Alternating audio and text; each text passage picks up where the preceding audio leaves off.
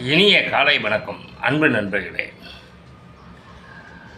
பொதுவாக இந்த 61 வயது 62 வயதெல்லாம் கடந்து வரும்போது இந்த பழைய அனுபவங்கள் எல்லாம் ஒட்டு மொத்தமாக சேர்ந்து முதல்ல நமக்கு என்ன கொடுக்குதுன்னா, வாழ்க்கையை பற்றி ஒரு புரிதலை தந்து விடுகிறது, கடந்து வந்த பாதை எல்லாமே.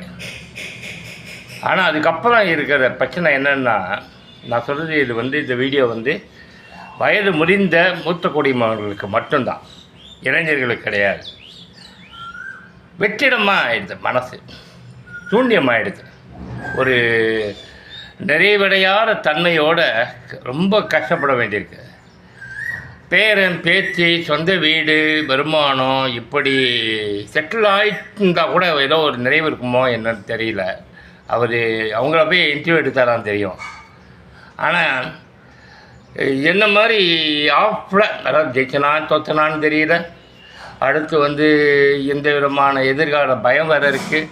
சர்வசாதாரணமாக யூடியூப் சேனலில் மனசில் இருக்கிறதுலையும் படித்ததையும் அனுபவங்களையும் வச்சு அடுத்தவங்களுக்கு சொல்ல முடியுது. அப்ளை பண்ணும்போது ரொம்ப கஷ்டமாக இருக்குது. அந்த வெற்றிடம் ரொம்ப ஒரு படாப்படுத்துது மனசை.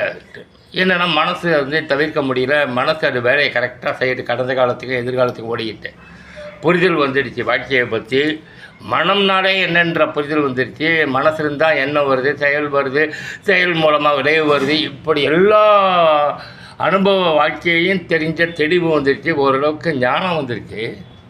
மௌனமாக இருக்க முடியல இந்த ஞானம் வந்தவர்கள் பின்னாடி.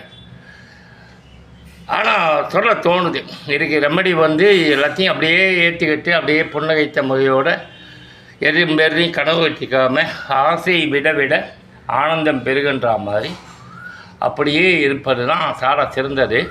தெளிவு வருது, புரிதல் வருது. கடைப்பிடிக்கிறத தேடுக்கிறான் அந்த மனம்ங்கிற சாத்தான். இங்கே தான் இங்கே தியானம், ஆன்மீகம் அதெல்லாம் தாண்டி வேறு உலகம் இன்னொரு அடுத்த கட்ட தேடலை நோக்கி போனோம் போல் இந்த மூத்த குடிமகன்கள். இப்போ நான் தான் அந்த அடுத்த கட்டத்துக்கு போகலாமன்னா என்ன பண்ணுறதுன்னு புரியலை.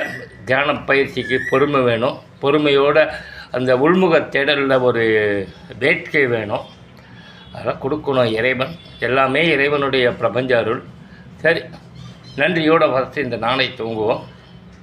கொடுக்கப்பட்ட அனைத்திற்கும் நன்றி, மறுக்கப்பட்ட அனைத்திற்கும் நன்றி. ஏதோ காரணம் இல்லாமல் மறுக்கப்பட்டிருக்காரு, அதெல்லாம் வாழ்க்கையில்.